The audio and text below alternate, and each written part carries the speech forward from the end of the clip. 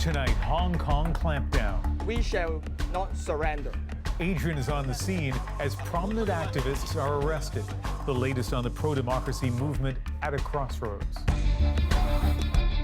Oh yeah, it is difficult to replace a big marketplace like China. Canadian farmers reap the highs and lows of a global trade war. We've got the tale of two crops. I filled up yesterday for 122.9, and today it's 152.9. And all set for the summer's last long weekend. Just one thing about those gas prices. This is The National.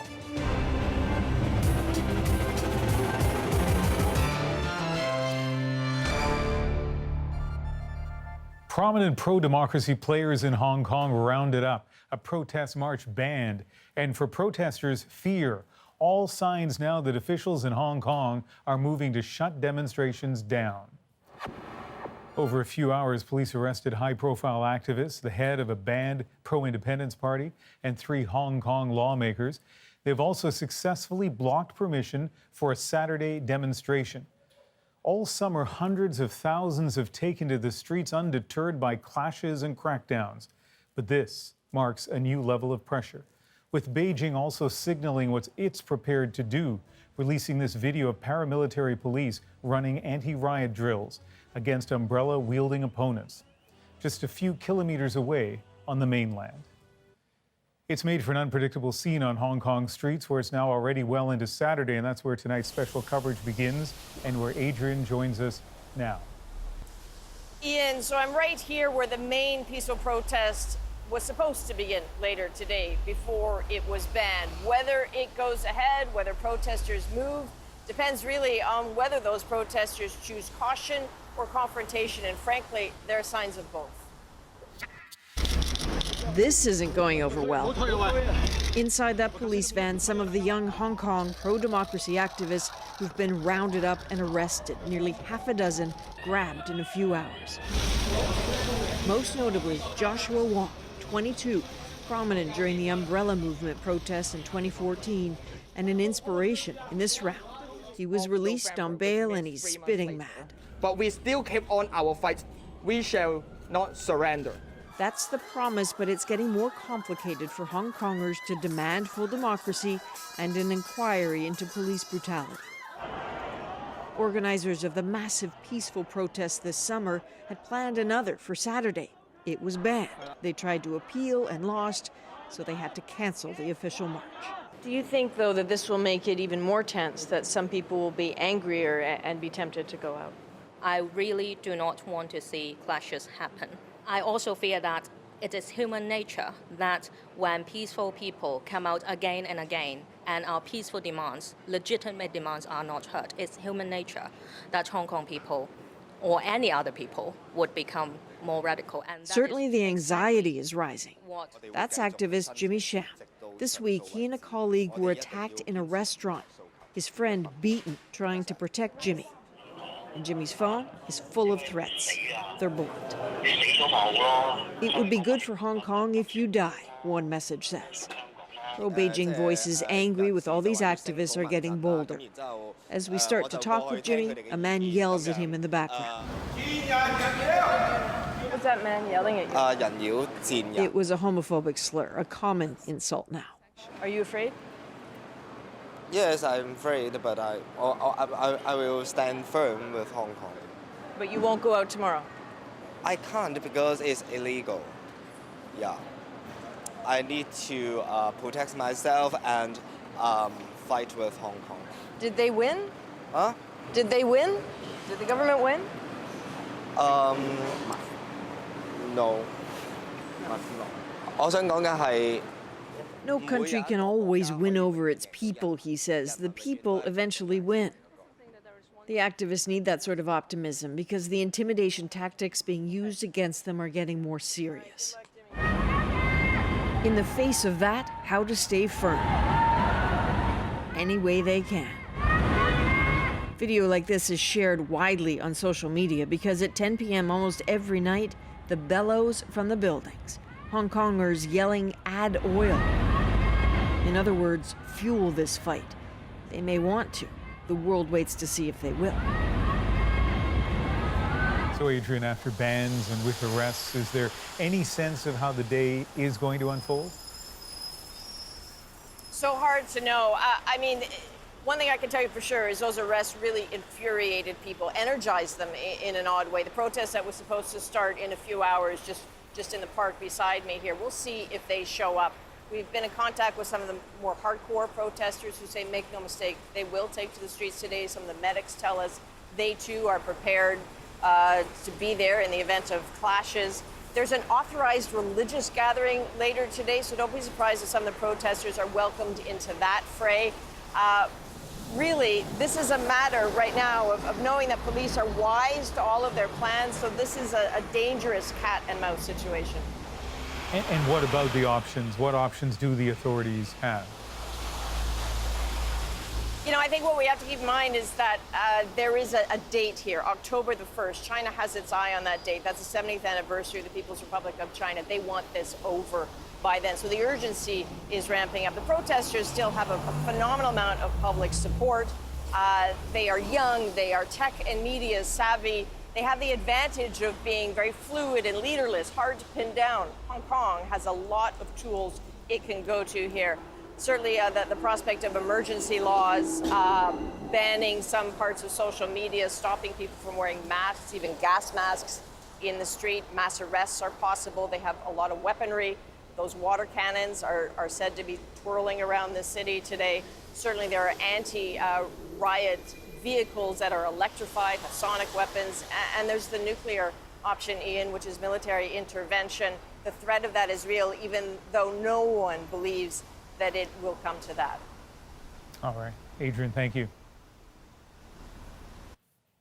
And Adrian will have more from Hong Kong over the coming days, and our coverage continues in about 15 minutes when we dig down to the roots of the crisis and talk to Hong Kong experts about where it might be headed next. Hurricane Dorian, seen here from the International Space Station, is edging closer to the Bahamas. Late tonight, it was upgraded to an extremely dangerous Category 4 storm with winds of 215 kilometers an hour.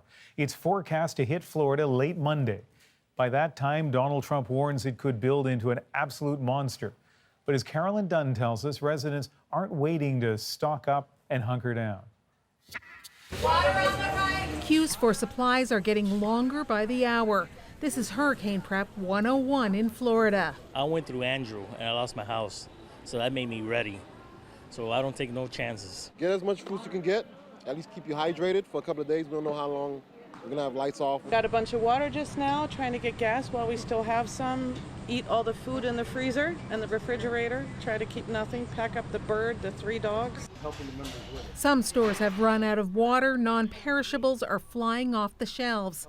2 days before the hurricane is set to make landfall, fuel is such a hot commodity, some gas stations have already sold out. Not a drop of fuel left.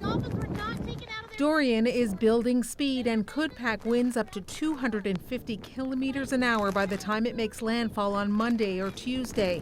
Its impacts expected not just in coastal communities, but across the state. Rain, flooding, debris.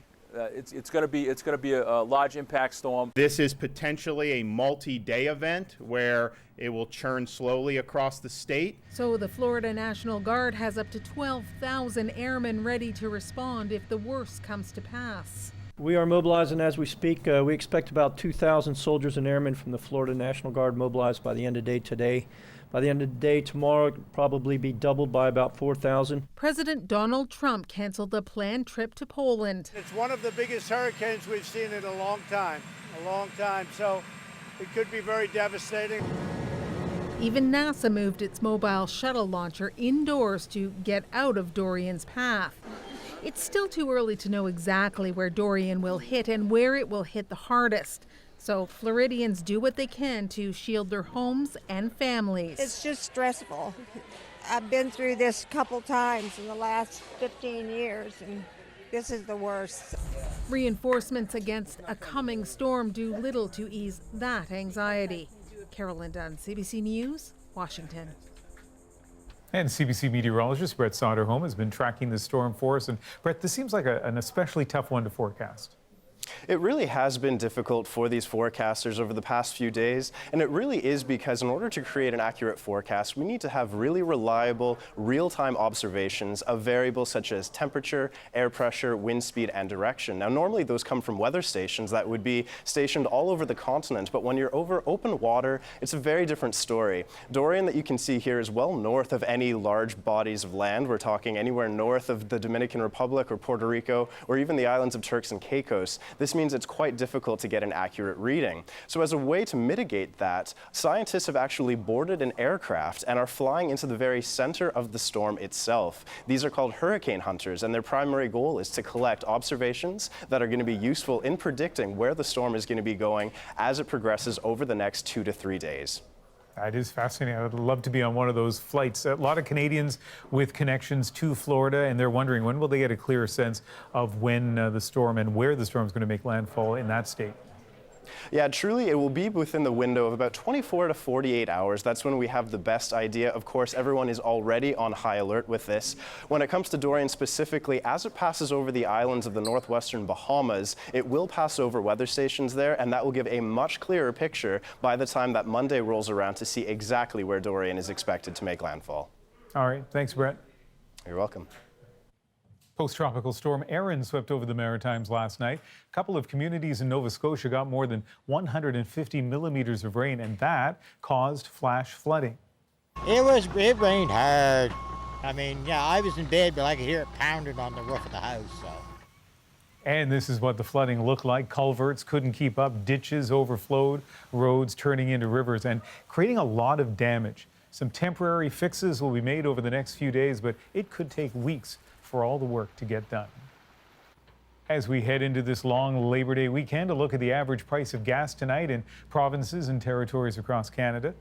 The low mark, Alberta, just under $1 a litre.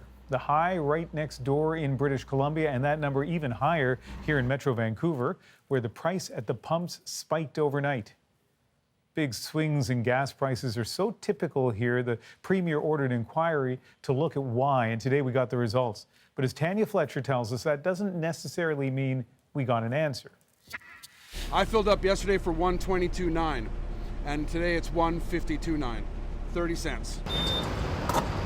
It's that kind of frustration that triggered the investigation in the first place. When prices spiked to $1.70 in the spring, the province was pressured to do something about it. So BC's Premier ordered an inquiry. Now its conclusion raises more questions. Prices in the Metro Vancouver area are higher by an unexplained 13 cents a litre. Wholesale prices in southern BC are set based on those in the U.S. Pacific Northwest. The inquiry found a 20-cent per litre difference in cost between Vancouver and Seattle. 7 cents of that comes from transportation costs and BC's higher fuel standards, but the remaining 13 cents could not be explained, and it's costing BC drivers an extra $500 million a year. And the higher price differentials cannot be explained by economic theory or justified by known factors in the market. The report did not find evidence of collusion among oil and gas companies, but it did highlight the role of some major players. Refiner marketers, including Parkland, Suncor, Shell, and Husky, have greater direct control over pricing in BC's retail stations when compared to the Canadian average. The findings are a measure of vindication for the BC government. This report has brought a focus to the degree to which the wholesale market for gasoline in British Columbia is not a competitive market. So what is the province going to do about it? The government says it'll consider a recommendation to regulate prices, but drivers are still skeptical. I don't know how much they can actually manipulate that, but it'd be nice if it was a little bit more fair. Tanya Fletcher, CBC News, Vancouver. And starting today, drivers in Ontario should be seeing anti-carbon tax stickers on gas pumps, a law making them mandatory now in effect, brought in by the provincial government as it fights the federal carbon tax. The stickers show the carbon tax adding up to 11 cents per litre to the price of gas by 2022. They don't point out, though, that Ontarians will also get a rebate on their income tax. Doug Ford says this is about education. Critics say it's propaganda. If gas stations don't display the stickers, they could be fined up to $10,000 a day. But inspectors will focus on education and compliance first. On Wednesday, the Ontario government announced it's taking its legal fight against the carbon tax to the Supreme Court of Canada. And Prince Edward Island announced today that it's dropping out of a different court challenge of the federal carbon tax. It was registered as an intervener in Saskatchewan's case, which is expected to be heard at the Supreme Court in December. The fashion brand Dior has come under fire over a new ad for a perfume. It features Native American imagery and what many are calling an insensitive brand name. Within minutes of its release, Dior faced intense backlash on social media. As Zuleka Nathu explains, many feel there's nothing sweet about this perfume ad. It's an ad for cologne featuring Johnny Depp wandering through southern Utah. His path is marked with indigenous imagery and the name of the product. The new sauvage, le parfum, Dior. In French, it means wild or savage. Even wild or savage is an old way to think about Indigenous people. Leslie Hampton is an Indigenous fashion designer. If we're representing Indigenous people as savage, then what are you telling your kids? What are you telling anyone about how you think of these people, even though you're inspired by Indigenous culture, but then you're slapping them in the face pretty much. This particular short film is truly a love letter. Dior says the ad was shot on location at a national park with Native American consultants. While some support the efforts, others on social media were quick to call out the ad, describing it as tone-deaf and racist. It's the traditional women writers of Mexico. It's not the first time Dior has been accused of being culturally insensitive. Last year, an ad meant to celebrate Mexican culture had no Mexicans in it. Instead, it featured actress Jennifer Lawrence. In fact, the luxury fashion industry at large has taken heat over a number of recent missteps. Prada's blackface caricatures, Gucci's blackface sweater, Dolce & Gabbana's ad showing an Asian woman trying to eat Italian food with chopsticks. It's a tone-deaf or culturally insensitive industry, and they've been getting away with it for a long time, but it seems that some of the backlash is starting to sink in and make some waves. Dior says its aim was to move away from stereotypes and cliches. It has since pulled the ad from its social media accounts. Zuleka Nathu, CBC News, Los Angeles. We're watching several other developing stories on the National tonight, including one in Quebec. The federal Liberals have dropped a candidate accused of making anti-Semitic comments. B'nai B'rith says the comments from Hassan Guillet appeared on social media.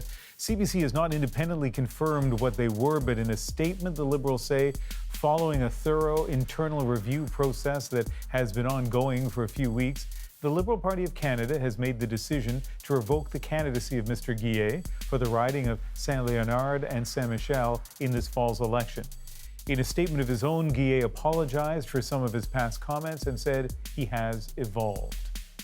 Some harrowing footage from Ottawa of an impatient driver nearly causing a collision.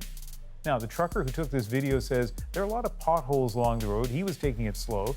The driver of the SUV tried to pass him on the shoulder. They nearly lost control and swerved into oncoming traffic. The video has been forwarded to police. And there are growing concerns over sinkholes in Nova Scotia after laser mapping revealed dozens of them along the Trans-Canada Highway near Oxford. This is the same area where a sinkhole the size of an Olympic swimming pool opened up last summer. Could what happened at the Lions Parkland of a cover collapse sinkhole happen on the Trans-Canada Highway? That's the question. A persistent pothole and a sinkhole pond has already opened up near the highway. The town wants the province to test the ground beneath it to quantify the risk. The province's crews are now out daily looking for sinkhole activity. It's harvest time in many parts of Canada, and while there are no certainties in the business of agriculture, this year is more tumultuous than most. Trade disputes with China have created volatility in the markets. And while farmers of some Canadian crops are struggling, others are finding opportunities. Tonight we look at two crops. Rafi Boudjikanian will check in with a wheat farmer in Alberta. But first, Cameron McIntosh is in the canola fields of Manitoba. This is it. Yeah, this is our canola crop. Swathed and ready to harvest, Chuck Fossey is happy with his canola crop this year. It looks like we'll get a decent yield. He's just not sure who's going to buy it all, with the Chinese market closed. It is difficult to replace a big marketplace like China. Normally, about 40% of Canadian canola seed goes to China.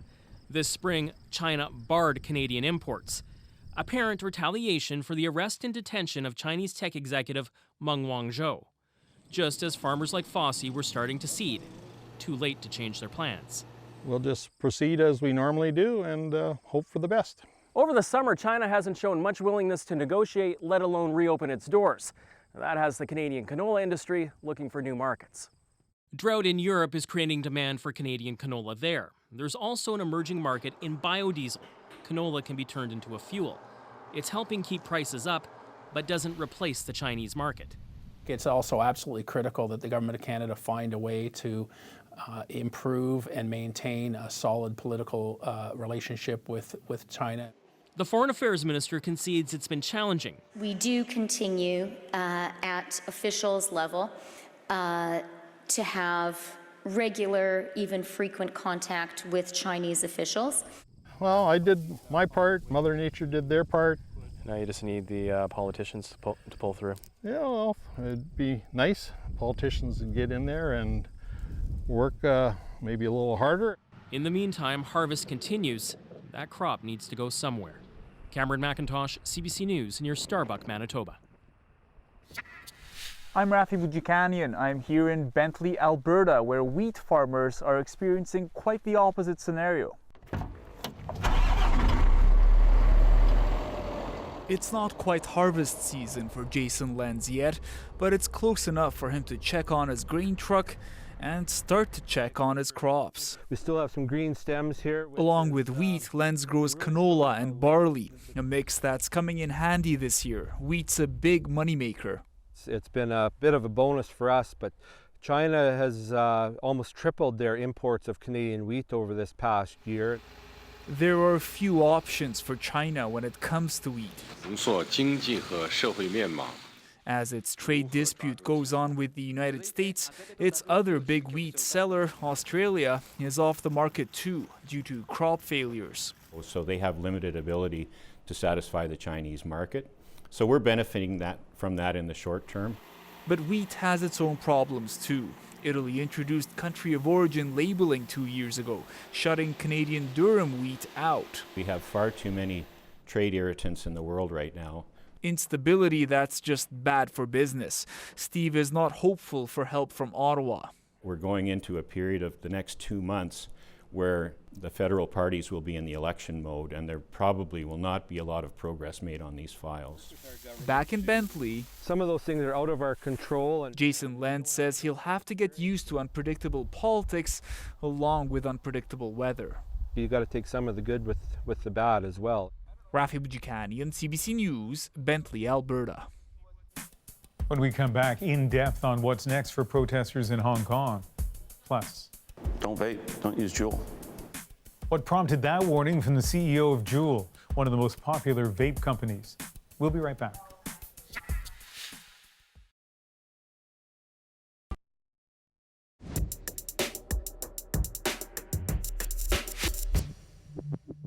We Hong Kong people won't give up and won't be scared. When the government go hard, we go hard. Even they arrest me or other activists or lawmakers, people will still come out to the street. Those Hong Kong activists suggest arrests will galvanize protesters. Others say it has sent a chill through the movement. As the city braces for what comes next, we take an in-depth look. Over the course of 13 weeks, the protests have evolved. Their original goal has expanded. Violence has escalated. Both sides locked on a collision course. Here's how we got here. In September of 2014, tens of thousands of people in Hong Kong, led by then 18-year-old Joshua Wong, filled the streets, protesting proposed changes to Hong Kong's electoral system. After a 79-day standoff, the movement was shut down. 5 years later, another controversial move by Hong Kong's government. A proposed bill would allow for extraditions to mainland China. In what would be the first of many protests, an estimated 1 million people march against the bill. Days later, the situation intensifies when police use tear gas on protesters. More demonstrations. Nearly 2 million people in Hong Kong take to the streets demanding the bill be formally withdrawn. The ongoing campaign against the extradition bill is described by protesters as leaderless, often anonymous activists spreading information about demonstrations on social media apps like Telegram. The goal is to be like water, adaptable, mobile, and keeping authorities guessing.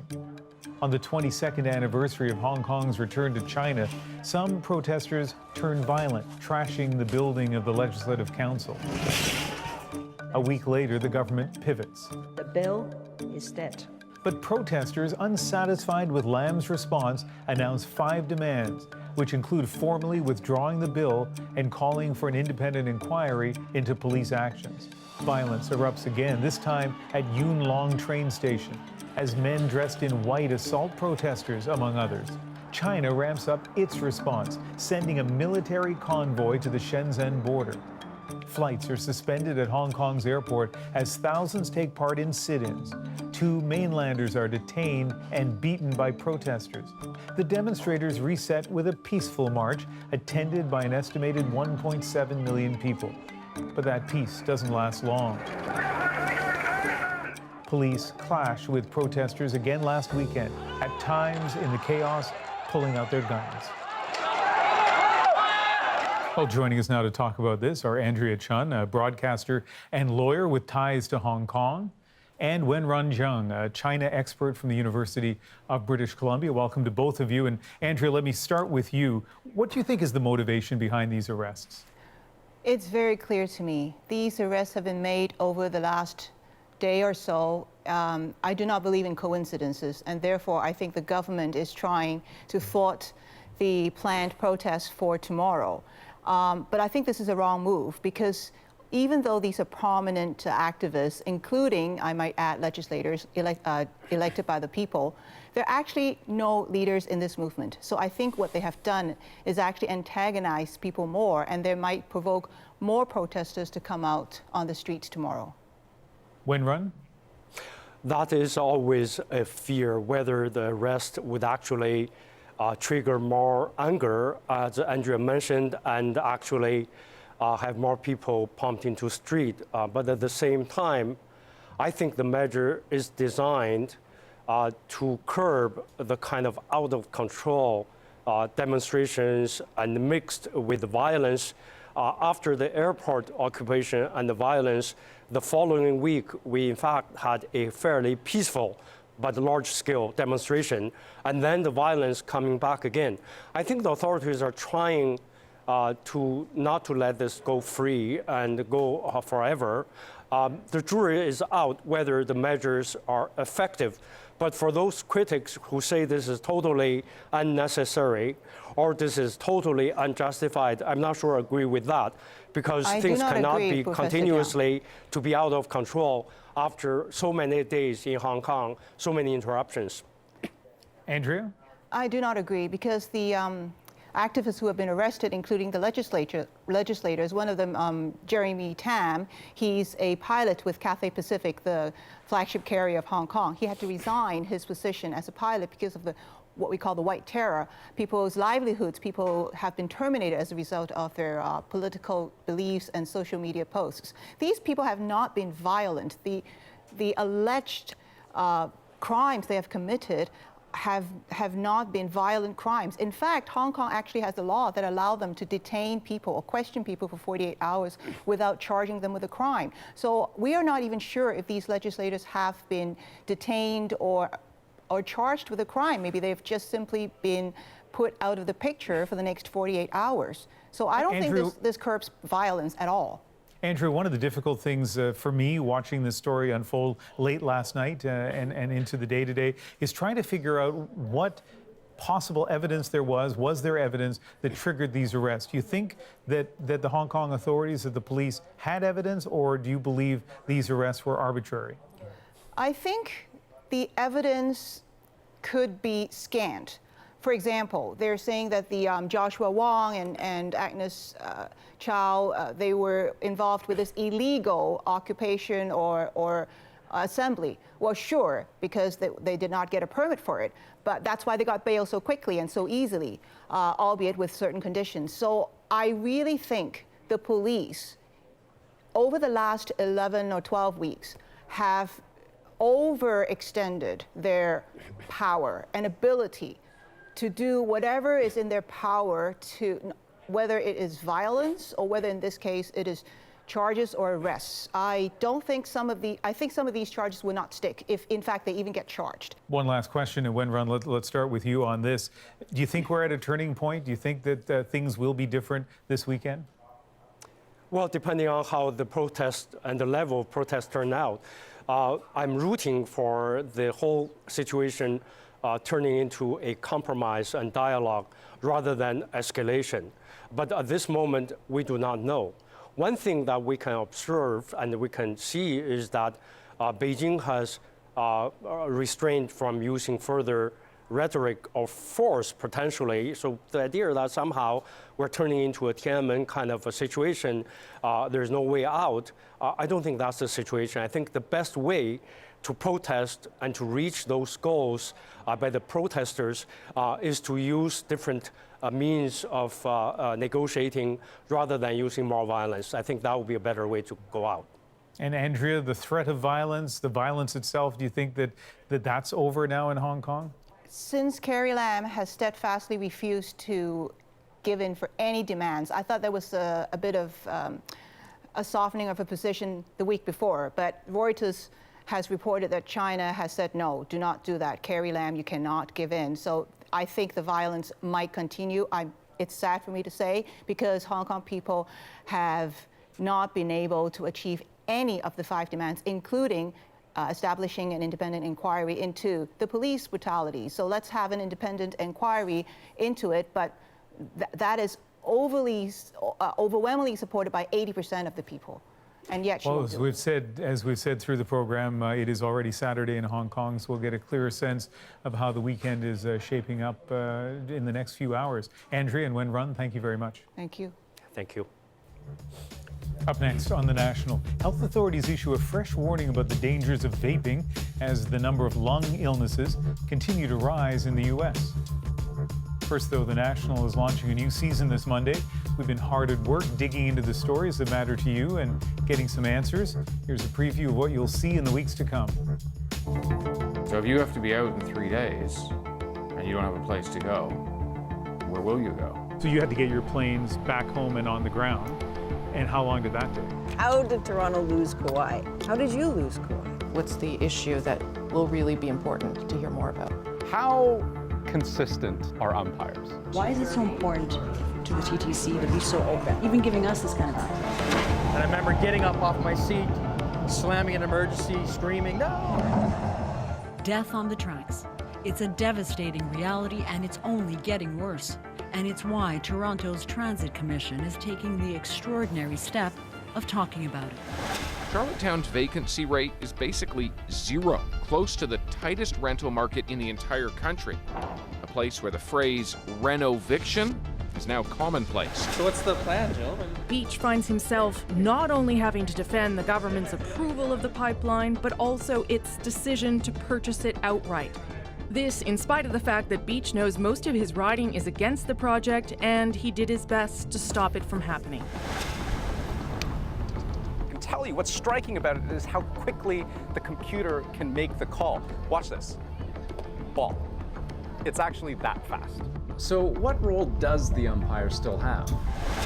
For 3 days, WestJet, like other airlines, continued to carry passengers on their MAX 8s. For the first time, Wilson is speaking publicly about why they kept using the jets. We look at things from a data perspective. We look at it from our knowledge of the training, our knowledge of what the fault was. Can you take me to that moment when it worked, when you won? Africa won, Canada won.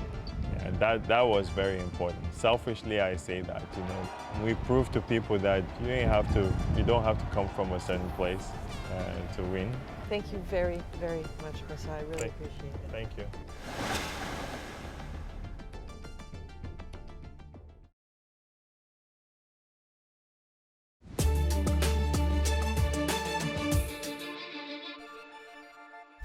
Welcome back. Among the stories we're following tonight, one of the companies in the running to build the next Canadian Forces fighter jet has dropped out of the race. Airbus had been pitching its Eurofighter Typhoon to replace Canada's aging fleet of CF-18s. It cited the high cost of meeting NORAD security requirements for companies outside of North America. That leaves Boeing, Saab, and Lockheed Martin competing for the $19 billion contract.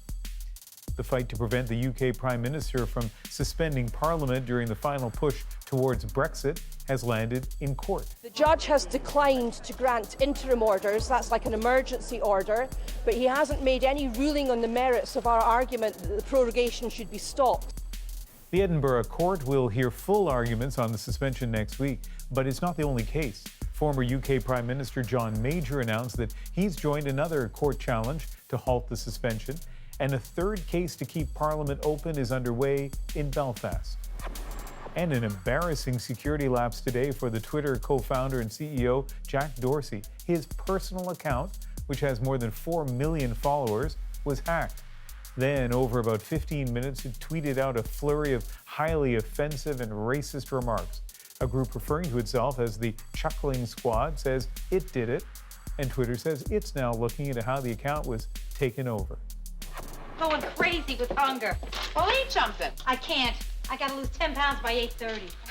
Such a funny show, but sad news tonight out of Hollywood. Emmy Award-winning actress Valerie Harper has died after a long battle with cancer. She was best known as TV's Rhoda Morgenstern, the breakout star of The Mary Tyler Moore Show. She was 80 years old. New warnings and new worries tonight about vaping and the effects it could have on your health. More mysterious cases of severe respiratory illnesses are being investigated in the U.S.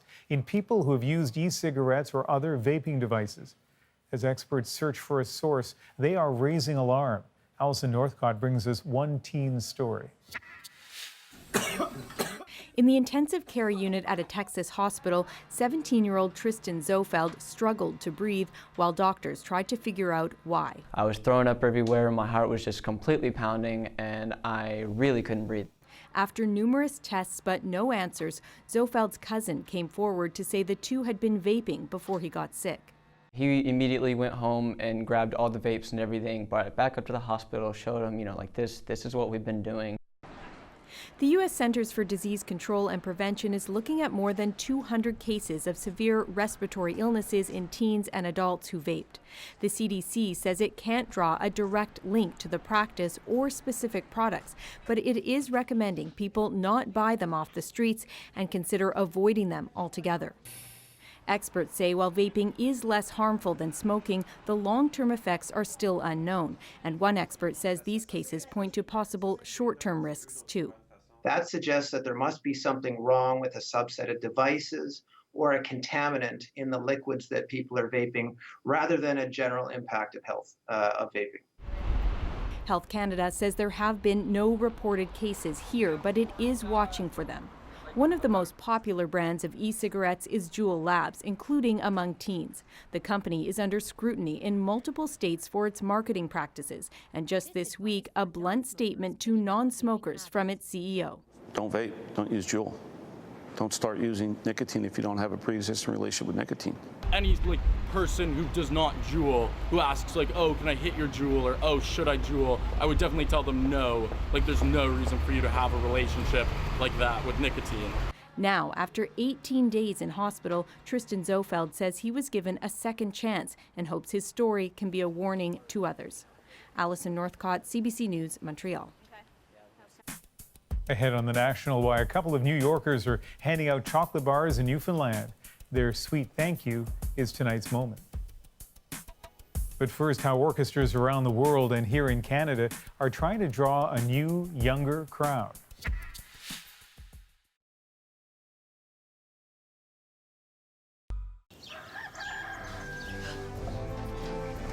It's finally happened!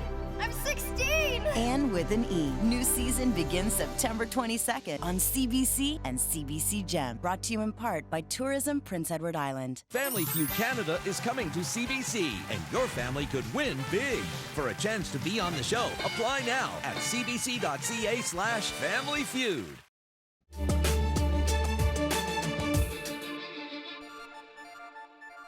A growing number of the world's orchestras are trying something new at the podium, conductors who aren't quite as old as the great composers. In the struggle to win over younger audiences, orchestras are retooling, and exciting, fresh maestros are part of it.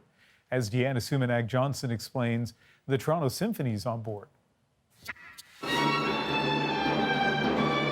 From makeup to the photo shoot, marketing a new maestro is a big production.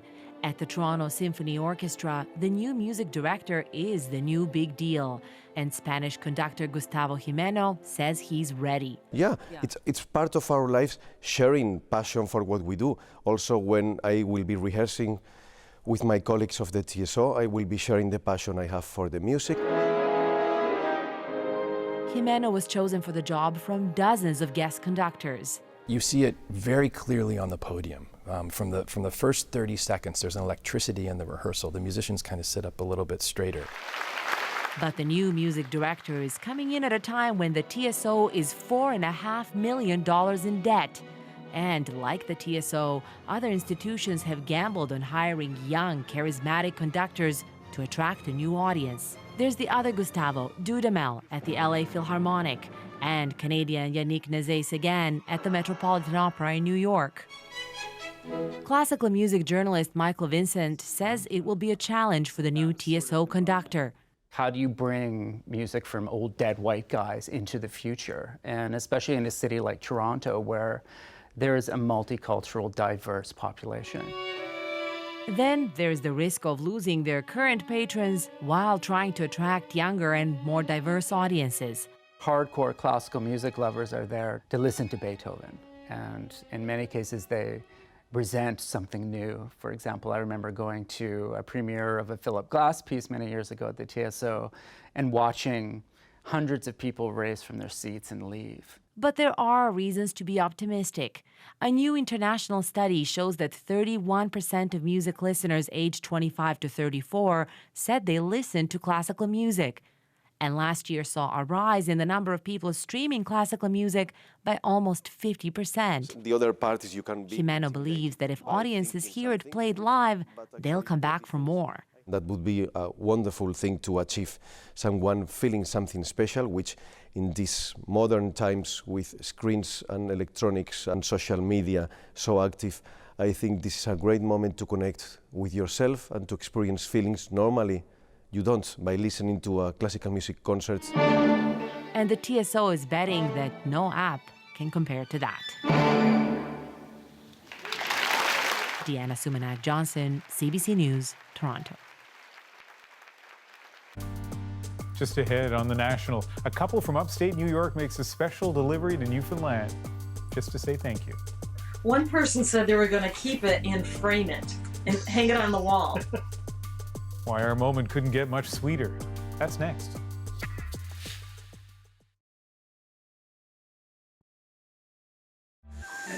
Tattoos for me is like my journey. When we wear our cultural markings, we are saying who we are, where we come from.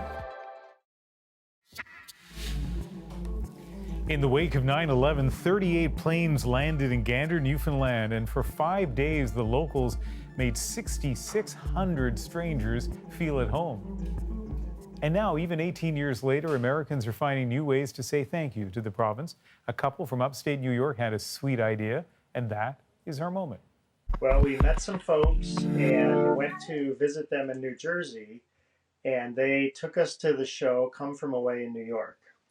And we were so inspired by the story that we decided we wanted to come to Newfoundland and came up with an idea to hand out candy bars with a thank you note on them. We've got one here.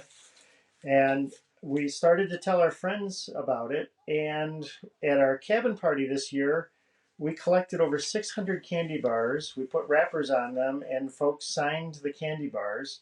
And we're going to be at Appleton for the 9/11 service that they have every year.